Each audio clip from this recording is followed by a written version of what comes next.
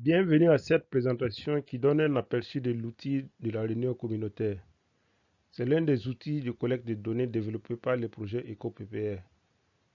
Pour plus de détails sur l'utilisation de cet outil sur le terrain, vous pouvez jeter un coup d'œil à la deuxième présentation qui est vraiment un guide d'utilisation de l'outil destiné aux chercheurs de terrain. La réunion communautaire consiste à rassembler un groupe d'hommes et de femmes de la zone d'étude. Des hommes et des femmes qui élèvent des moutons et des chèvres dans le but de discuter de leur système d'élevage de petits ruminants, de leurs problèmes de maladie et de la manière dont ils gèrent les maladies animales. Cela permet d'obtenir des données qualitatives sur la situation générale de la zone, ce qui est très utile pour planifier d'autres travaux de terrain tels que l'enquête auprès des ménages, l'enquête sur les marchés, la surveillance participative des maladies, etc. Ces données qualitatives compléteront les données structurées de l'enquête auprès des ménages et fournir des détails susceptibles d'être utiles lors de l'interprétation des résultats de l'enquête auprès des ménages. Il s'agit en fait d'une réunion participative qui vise à encourager chacun à partager ses expériences et ses connaissances en matière d'élevage ovin et caprin dans cette communauté. La réunion est animée par un animateur qui doit créer une atmosphère accueillante et vraiment conviviale.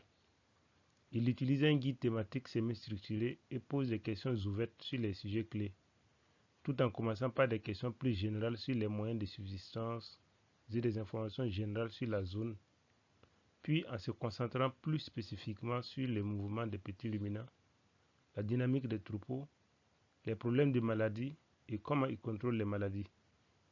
Il est important que les hommes et les femmes participent. Ceci peut être réalisé en organisant des réunions séparées pour les hommes et les femmes ou en organisant des activités séparées pour les hommes et les femmes au sein de la réunion de groupe, tout en encourageant la participation des hommes ainsi que des femmes. Vous verrez que des outils participatifs tels que le classement simple, la cartographie participative, le calendrier saisonnier et la chronologie des événements ont été inclus dans les guides d'entretien. L'utilisation de ces outils permet de stimuler la discussion et d'impliquer davantage les participants.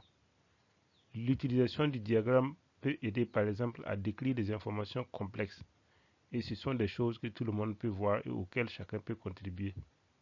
Vous aurez plus de détails sur ces outils dans le manuel. Lors de la réunion, une personne de l'équipe de recherche est chargée de prendre des notes de discussion. Si les participants sont d'accord, la réunion doit être enregistrée en audio comme sauvegarde, mais la qualité de l'audio peut ne pas être très bonne en fonction de la taille du groupe et du lieu de réunion. Donc, la prise de notes détaillée est toujours très importante. Les notes sont ensuite saisies dans le formulaire d'enregistrement de la réunion communautaire dans un document Word.